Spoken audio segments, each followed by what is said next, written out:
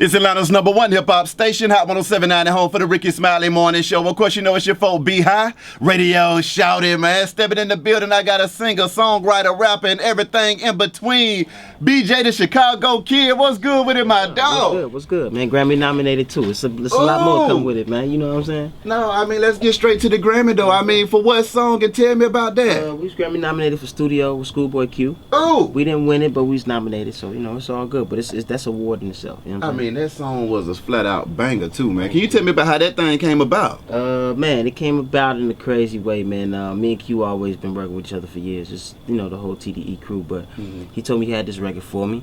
And some time went by until the record was ready. And he called me once it was ready and ready for me to do my thing to it. That's right. And I came in, I heard them verses. I was like, oh, okay. And he showed me what he wanted the hook melody to be like, but he wanted to say studio. Yeah. So I'm like, all right, let me go ahead and sit down with it. You know what I mean? Burnt and sipped and came up with studio. Exactly. Yeah. Another joint I gotta ask you about though, man. This new banger.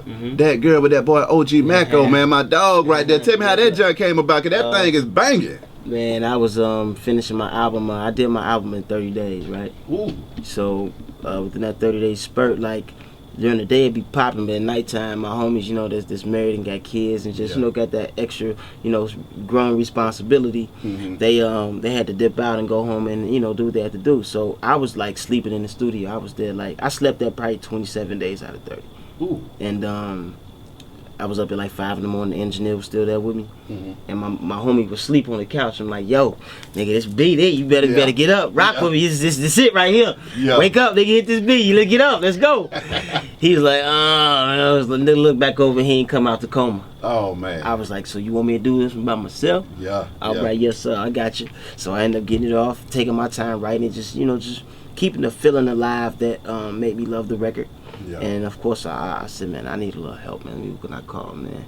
And I had Mac, man. You know what I'm saying? Mac rocking over there at the Capitol building with us, man. That's love, it's a brother, man. So it just made the perfect connection. I can definitely dig that. Now, I mean, being a Chicago kid, man, what was it like coming up in Chicago? Man, it was everything, man. It was the good, the bad, and the ugly. Yeah. Chicago made me who I am. It gives me the tough skin that I have. It makes me the warrior that I am. It makes me the beast that I am. You know what I'm saying? It makes me the gentle genius that I am. That's you know what I'm saying? That's right. The humble giant. Man, Chicago is everything, man. That's the best way I could say it. From the food to the people, everything you read in the news ain't what really make Chicago what it is. Because if it was like that, people wouldn't stay there. Trust me. Exactly. Because I mean, when you look at the news, you're thinking that y'all living in the middle of a war zone and making it out alive. Like it's always been like that. But what city ain't? Yeah. What city ain't? Tell me one city you ain't heard about shootings last night. You know what I'm saying? Yeah. So it's a part of the world. I think social media and other things is just it can shine more light on some of the wrong things, you know, as it naturally does. But you know, I'm a living witness that you know, it's the brighter side of Chicago. That's why I'm on the air right now talking to y'all. Exactly. Yes, now, sir. I mean, being in Chicago growing up, what made you decide to get into the music? Man, my family was always into music. My mom, my pops, my brothers. I'm the youngest of 3. You know what I'm saying? So I was just bit by the bug from everybody that it kind of fell down the stairs. You know how you just roll a ball down the stairs, gonna hit every stair. So I was one of the stairs that it hit from just the influence that were around us. We grew up in church and on the block at the same time. That's right. So we had both. We had like the two-edged sword in a sense. But see, I know your Unc Slick was working with Smokey Robinson too, though, man. That's cold. Yeah, I see you got your game up over there. Yeah, I know what's going on around here. Tell me about it. Yeah, man, Unc, man, he was my first superstar. Yeah. He was my first musical hero that I actually talked to and I could touch and sit at the table and talk to me, you know.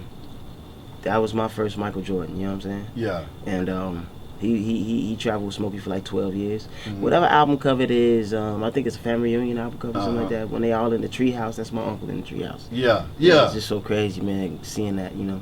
I stole the album from my pops just so I could actually, you know, just keep understanding where I come from, you know. The older I get, I ask more questions about them to even understand myself even more. Because being an artist or being a creator, man, you know we go through all type of crazy things, man. We all crazy on the inside. That's right. You know what I'm saying? That's right. So you know, it just furthers my understanding about myself and about how we grew up, why we grew up the way we grew up, why things were the way they were and never changed. Yeah. You know, it answers all those questions, man. So that discipline from that two-edged sword allowed me to be able to talk to y'all and to, be able to ask some questions. Yeah. How did you feel like the dynamic between being in the church and in the street at the same time affected your music? Oh man, for those that don't know the history, like soul music comes from church, R&B music comes from church, blues comes from church.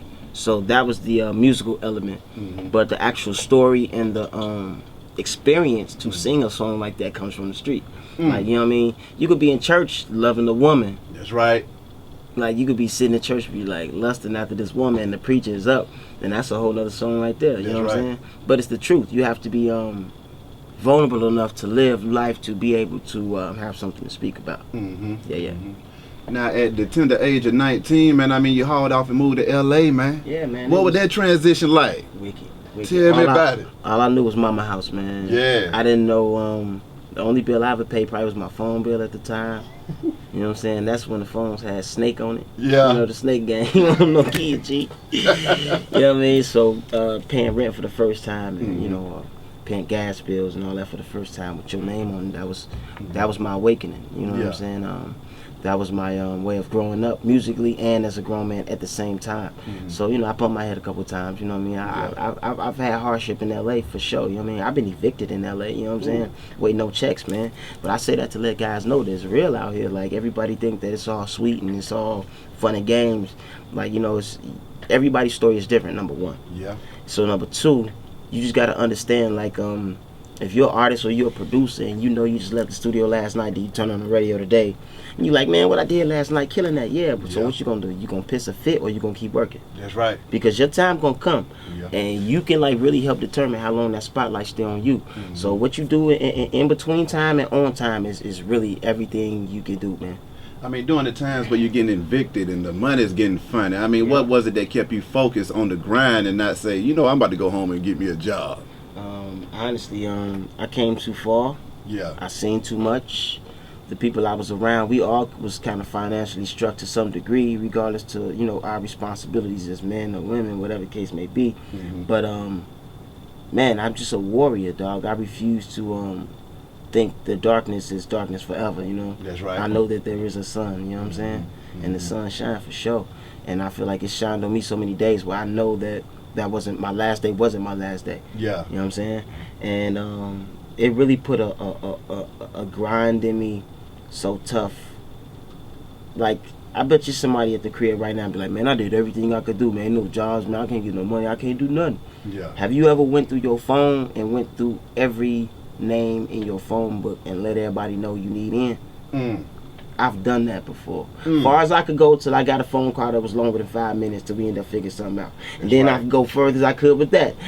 I mean, I've called literally from A's to M's, from ends on down, bro. But see, people don't understand what you just said because they think what you just said is funny and it's not real. But in actuality, it takes that kind of a work ethic and hustle and grind to get through that door. Because the first no is gonna be a no every time. When you go to that first person, they're gonna tell you no. Yeah.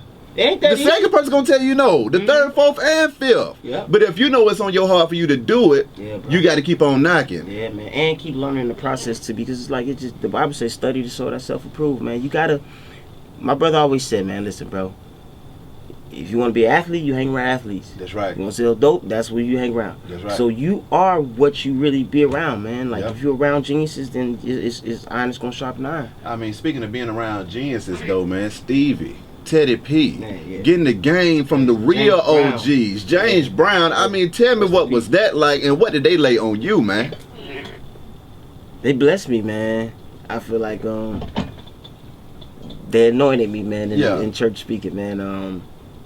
I met T.D.E not in the studio, not on stage. I met him in his house, in Philadelphia. And that was a pretty crazy experience. Dre for Dow took me over there, 2 Grammy Award winning producers. And it was just like I was initiated into the mafia. This the R&B soul mafia for the first time. Just to give you a brief, like just a couple questions he asked me. He said, "So you sang, huh?" "Yeah, yes, sir." "Yeah, I sing." "Who you sound like?" "Nobody really." That's what I want to hear. Like it was like like trick questions to test me. He was really checking me, like you know what I mean, like seeing where I was at, seeing who they brought in the door. Exactly. And it was like a weird but surreal but very truthful Like to somebody that understand mob movies and stuff like that, you understand that moment. And that's kind of what it was. And that was T.D.E. Yeah.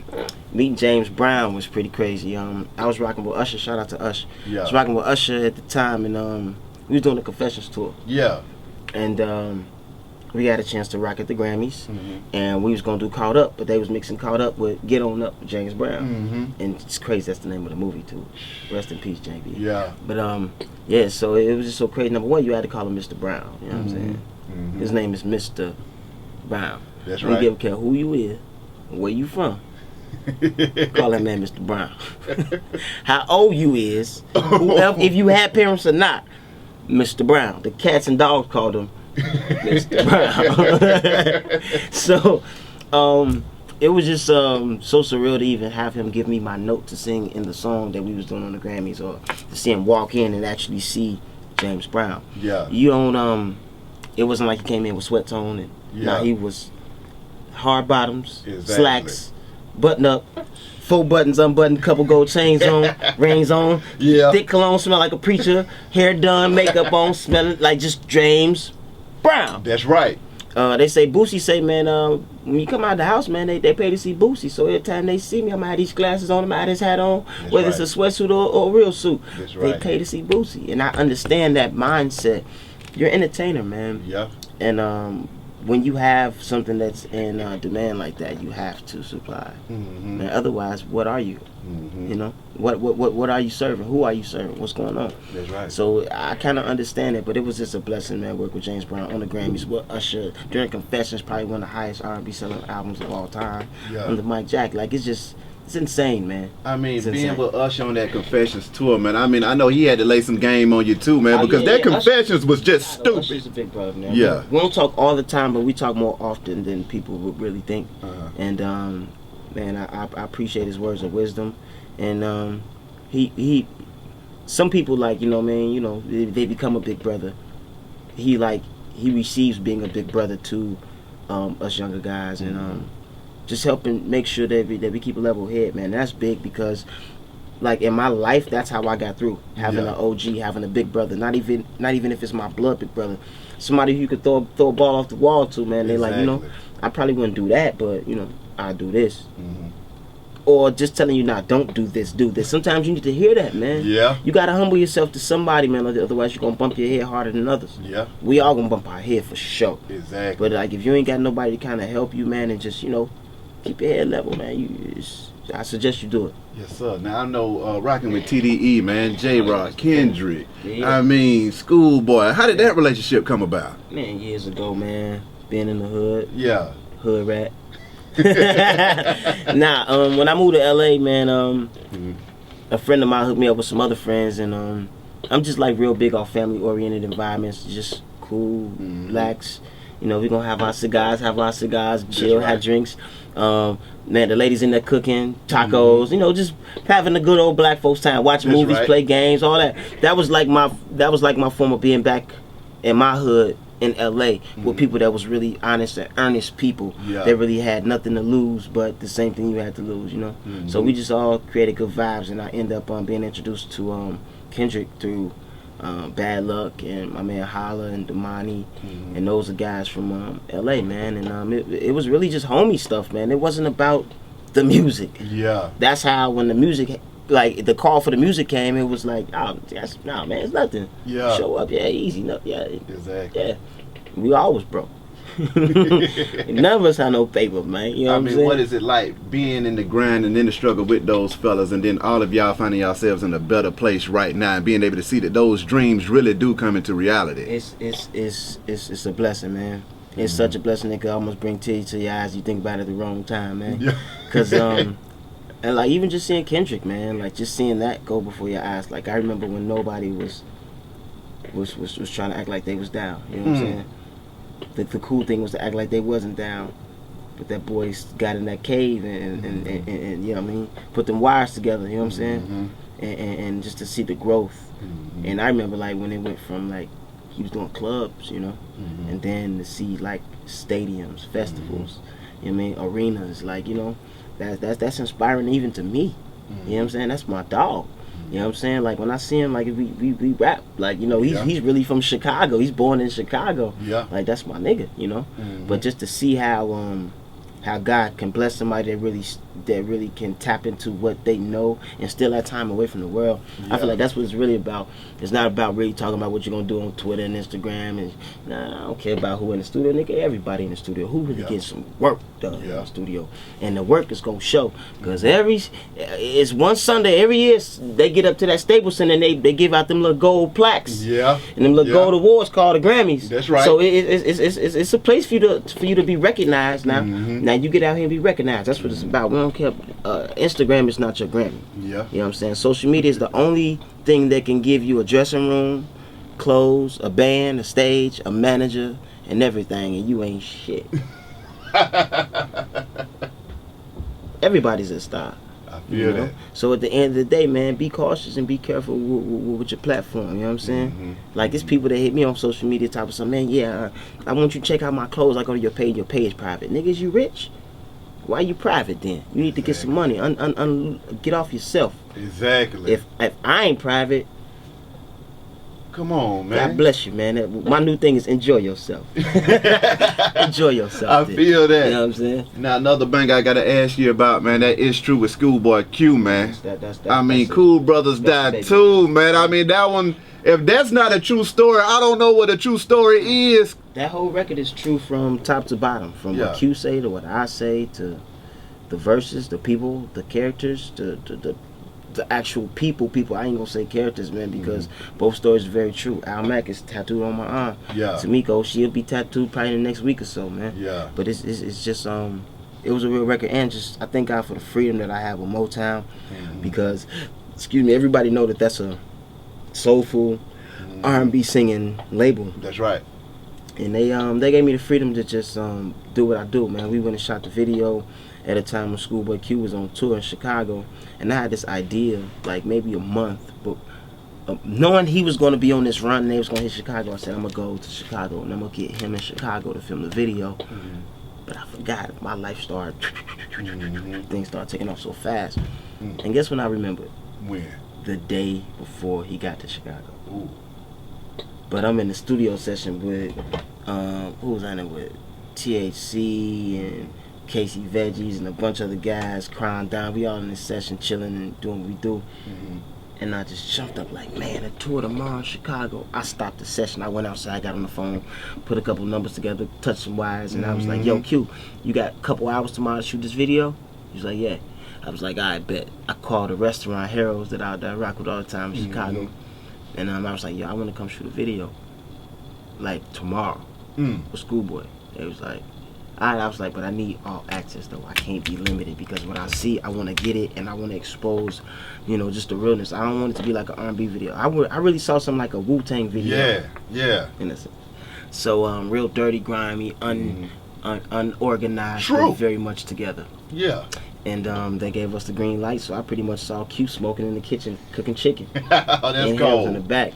You know what I'm saying? Invited all the homies out that I possibly could, and told all the people with the magical phone books. One guy in every hood got everybody's number. Exactly. Or know the right person to call, and the whole hood come out. Exactly. So I called the homies I know, and then I called them guys, and I called the walking phone books. Yeah. And the hood came up to the Herald. What's really crazy, man, that Herald's that we shot that video at, that wasn't the Herald's in my hood. And I've been in LA for some years, B. Yeah. You know what I'm saying? Like, I'm always connected to my city. Like, my guys still trumping through the blocks. When I go, I'm still trumping through the blocks. I don't just stay downtown. Like, if I do, that's because I got business to handle. That's right. But I'm through the hood. That's where the eats at. That's where the food at. That's where the vibe at. That's where the black folks at. I will never dismiss myself from that presence. That's right. So, just knowing that my family still even lived there, like we came out, we was like, yo, man, we finna go to this Harold's because that's the one I go to. We ain't had no issues as far as street issues. The police came about 6 times. Yeah. But what's crazy is we just learned this a whole nother police department in Chicago. Like 10 minutes of the shooting, a whole nother car came. We like, y'all just came here. They like, nah, that wasn't us. We blah blah blah. Dang! I just learned of a whole nother division. Yeah. Just filming a music video. But that hood, that's like Inglewood, and that's where, Keith from, and Fredo, Reese, and just, that's that whole rap you know, Chicago young rap scene. That's their area. That's right. So if something pop off over there, you know, they respond in a different, aggressive kind of way. So we kind of received that. You know what I'm saying? And you know, one of the homies got locked up. It's just so crazy, but man, it's that video is true. Yeah. Let alone the song, the people, the stories, the artists, the video was true. That when you saw that guy get locked up, that was my homie B. He got locked up that day.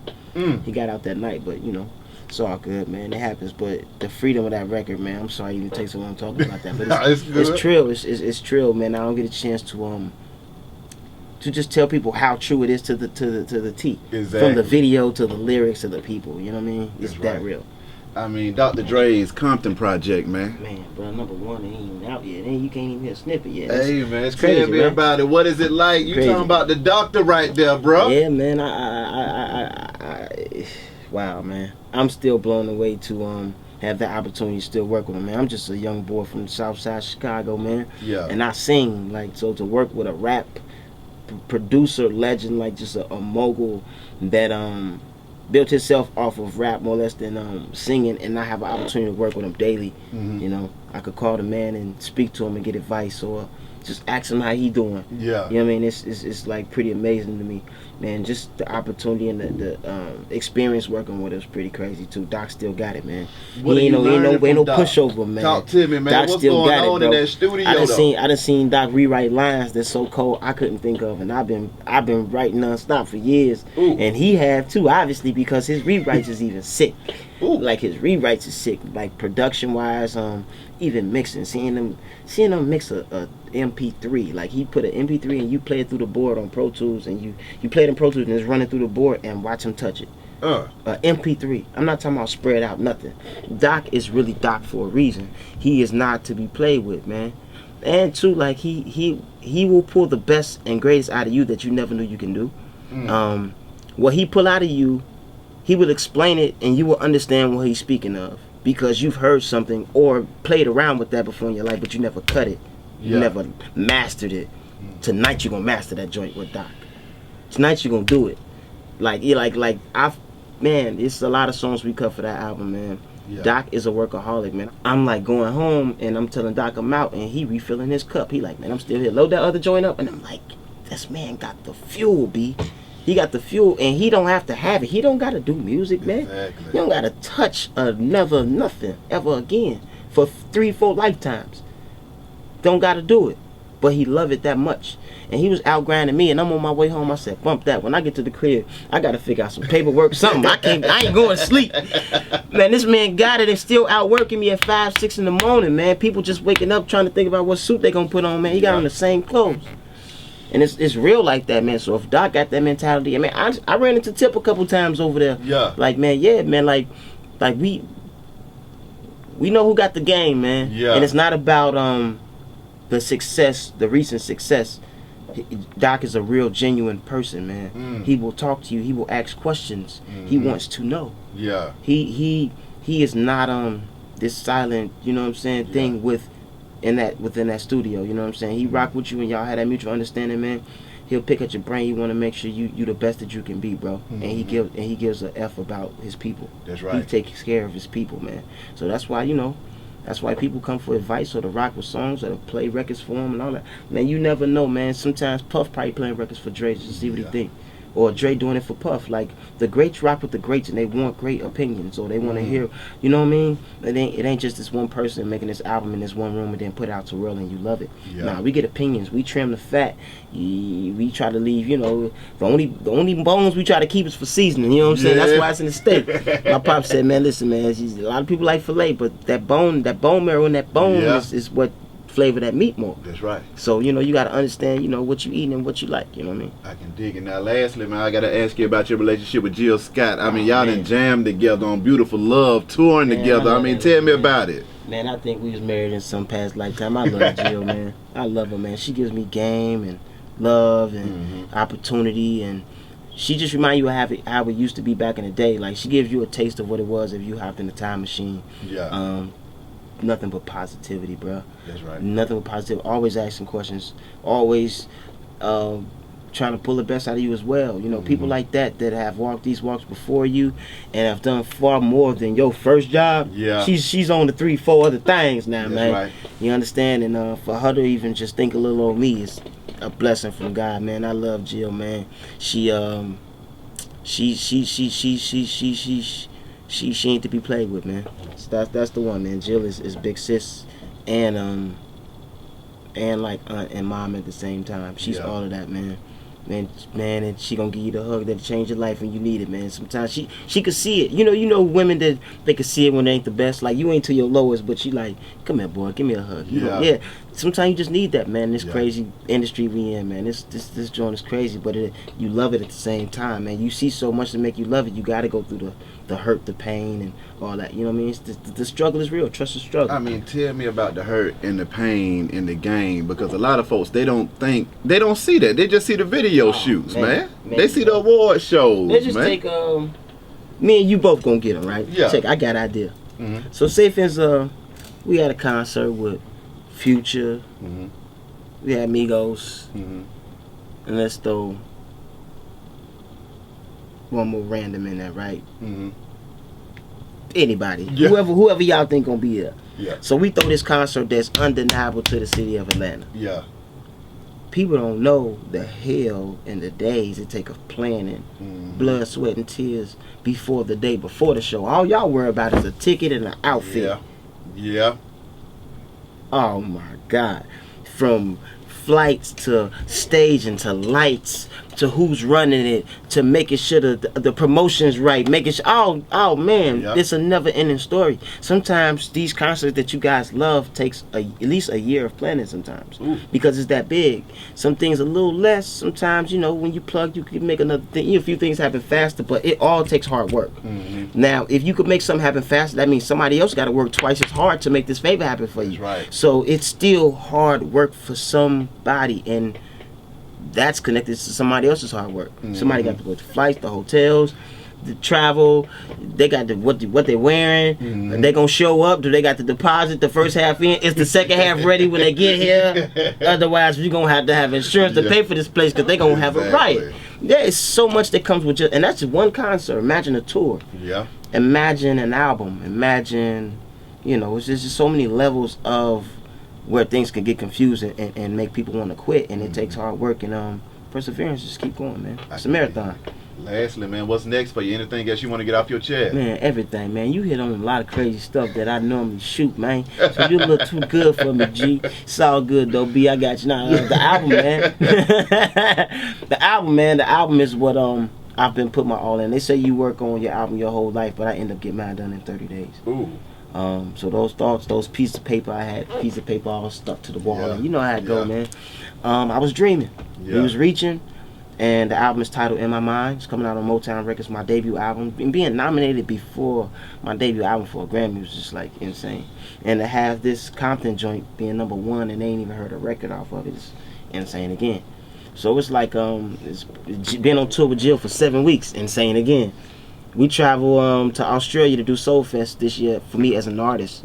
That's my first time traveling abroad as an artist this year. It's just blessings, man. I'm blessed, and I fail to not acknowledge God for blessing me and my guys, man, because I definitely look out for my guys that have been doing this for free forever. And now the eyes watching the checkbook here, come on, eat with me, man.